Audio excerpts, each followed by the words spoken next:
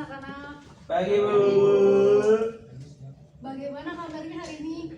Alhamdulillah baik Bu. Baik, sebelum memulai pelajaran hari ini, ketua kelas silakan memimpin doa terlebih dahulu. Oke baik teman-teman, sebelum kita memulai pelajaran kita kali ini, ada baiknya kita berdoa menurut agama dan kepercayaan masing-masing. Berdoa mulai. Berdoa selesai. Memberi salam. Assalamualaikum warahmatullahi wabarakatuh. Apakah hari ini masuk semua? Masuk semua, terus ada yang mungkin? Oh ya, alhamdulillah. Oke, jadi materi kita hari ini adalah sumber data kependudukan. Namun sebelum Ibu menjelaskan materi hari ini, Ibu ingin bertanya apa yang ada di pikiran kalian mengenai sumber data kependudukan? Sensus Bu. Ya betul, Iqbal, sensus termasuk di dalamnya. Yang lain kepikiran apa nih? Dulu. Sumber data gak sih Bu? Kayak sumber data kependudukan itu sebuah data statistik yang dikeluarkan oleh instansi resmi pemerintahan dan juga badan swasta ataupun perorangan. Data ini bisa berupa berbagai macam bentuk grafik, angka, tabel, dan berbagai macam statistik lainnya. Kemudian untuk sumber data kependudukan sendiri di Indonesia ada sebuah badan resmi yang bertugas untuk mengumpulkan, menerbitkan, dan juga mengolahnya, yaitu BPS atau Badan Pusat Statistika. Ya betul Iqbal. Penjelasan yang sangat lengkap, terima kasih ya Iqbal. Ya Bu, sama-sama. Jadi anak-anak di sini Ibu akan share PPT untuk menjelaskan lebih detail lagi.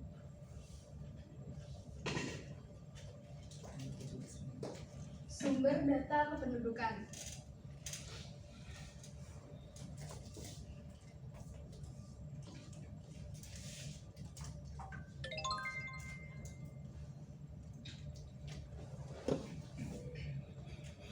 Penduduk dan sumber data kependudukan. Penduduk adalah orang yang tinggal di suatu wilayah atau orang yang secara hukum berhak tinggal di suatu wilayah. Penduduk juga dapat diartikan sebagai orang atau kumpulan orang yang berada di suatu wilayah dan terikat oleh aturan-aturan yang berlaku serta saling berinteraksi. Penduduk merupakan bagian terpenting bagi suatu negara dilihat dari segi kuantitas maupun kualitasnya. Nah, sebagai salah satu unsur dari negara, penduduk menjadi modal utama bagi pembangunan suatu negara. Oleh karena itu, perlu diketahui jumlah, komposisi, dan persebaran penduduk yang berasal dari data kependudukan. Sumber data kependudukan dibagi menjadi 3, yaitu sensus penduduk, registrasi penduduk, dan survei penduduk. Ketiga ini yang akan kita bahas hari ini ya. Oke Bu. Yang pertama, sensus penduduk. Sensus penduduk adalah pencatatan seluruh penduduk secara serentak dengan tujuan utama untuk mengetahui jumlah penduduk, persebaran, dan karakteristik penduduk. Sensus penduduk dilakukan oleh BPS tiap 10 tahun sekali.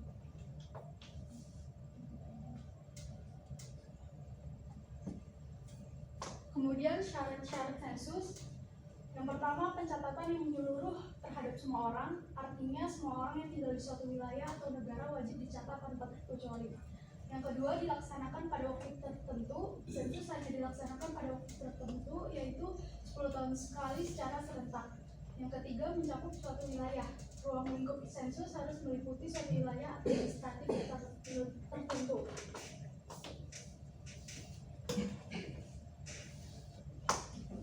Kemudian ada jenis-jenis sensus. Yang pertama, sensus de jure, pencatatan kependudukan hanya kepada mereka yang benar bertempat tinggal di suatu daerah atau negara tempat sensus dilakukan. Contoh, jika Rani berada di Bekasi tetapi KTP-nya adalah KTP Jakarta, artinya bila di Bekasi melaksanakan sensus, Rani tidak akan dihitung. Rani akan dihitung ketika pelaksanaan sensus di Jakarta. Yang kemudian sensus de facto, pencatatan kependudukan yang dikenakan kepada mereka yang berada di dalam daerah atau negara tempat sensus dilakukan tanpa memperhatikan asal penduduk. Contoh, jika Rani tinggal di Bekasi tapi KTP-nya adalah KTP Jakarta, maka apabila ada sensus di Bekasi, Rani akan tetap dihitung sebagai penduduk Jakarta yang menetap di Bekasi.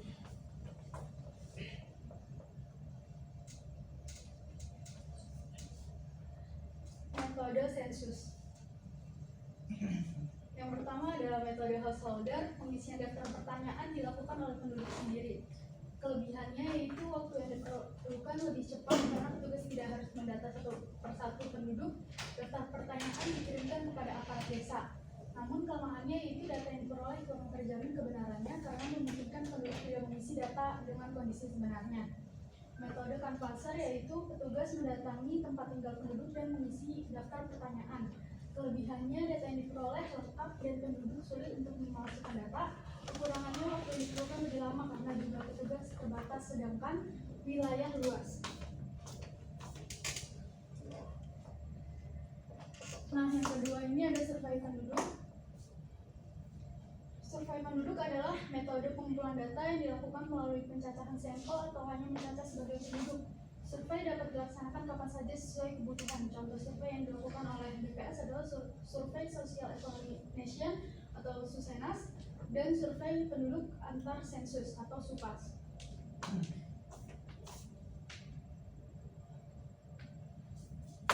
Kelemahan dan kekurangan survei. Kelebihan dan kekurangan survei. Kelebihan yaitu dapat dilakukan di mana saja, data yang diambil sesuai kebutuhan survei, data lebih lengkap dan rinci, menghemat waktu, biaya, dan tenaga. Kekurangannya yaitu data kurang akurat, tidak menggambarkan kondisi penduduk apabila terjadi kesalahan dalam pengambilan sampel. Yang ketiga ada registrasi penduduk. Registrasi penduduk berkaitan dengan komponen penduduk yang dinamis seperti kelahiran, kematian, migrasi penduduk, perkawinan, dan perceraian. Komponen-komponen ini cepat berubah sehingga diperlukan registrasi penduduk yang diperlukan setiap saat. Registrasi penduduk dianggap pasif karena dilakukan oleh perwakilan keluarga dari kepala keluarga yang tengah mengalami peristiwa tertentu. Sistem pasif ini menimbulkan beberapa permasalahan terutama tidak kelengkapan data laporan. Sebagai contoh, seorang bayi yang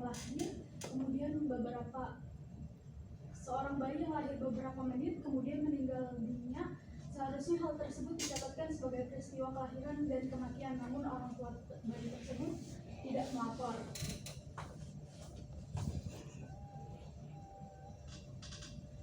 Kelebihan dan kekurangan registrasi penduduk. Kelebihannya dapat mengetahui perubahan penduduk setiap hari, berlangsung terus-menerus, akurat apabila segera melaporkan setelah kejadian, biayanya murah. Kekurangannya informasi tidak selengkap sensus dan survei. Apabila registrasi tidak dilaksanakan dengan baik, data yang disajikan tidak berkualitas.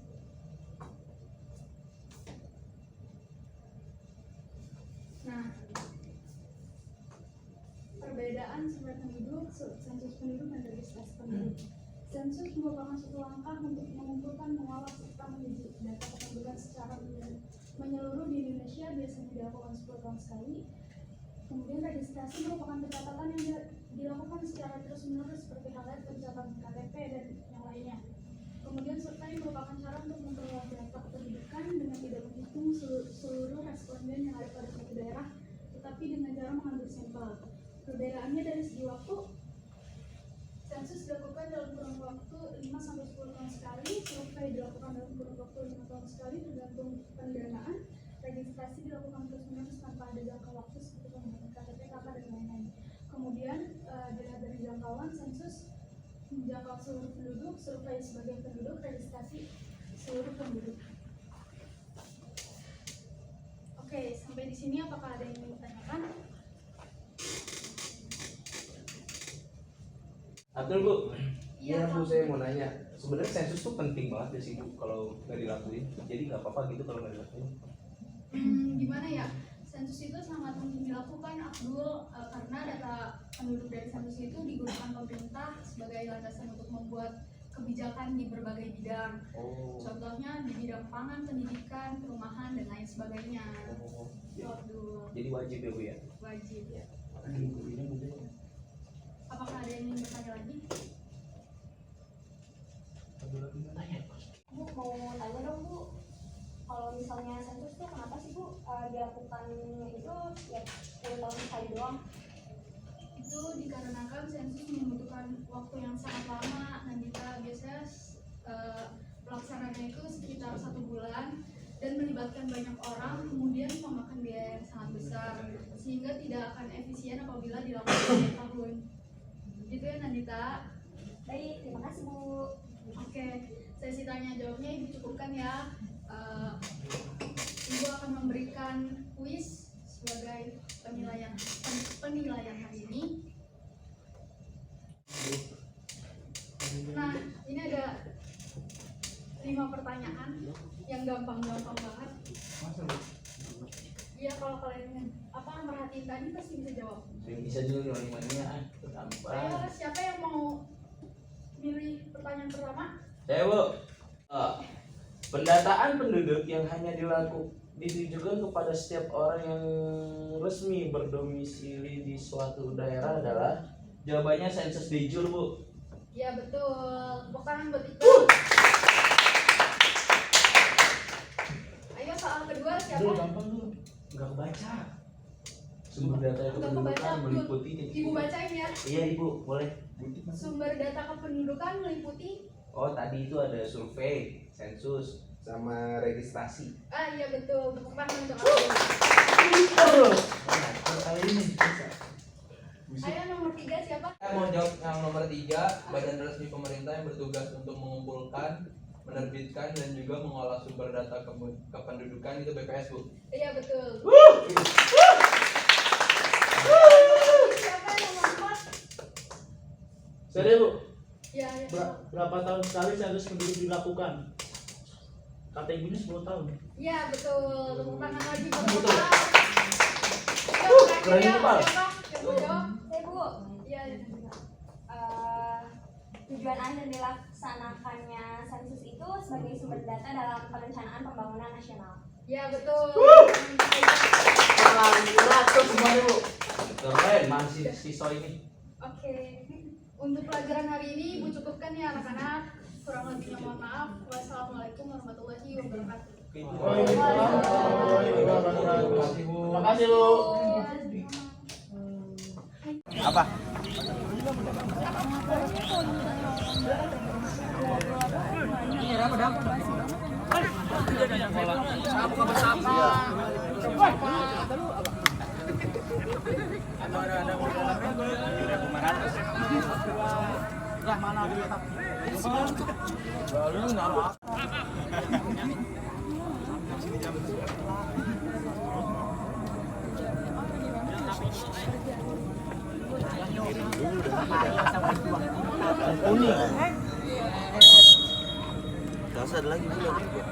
Ayo, kabarin aja. Sama kencang suaranya.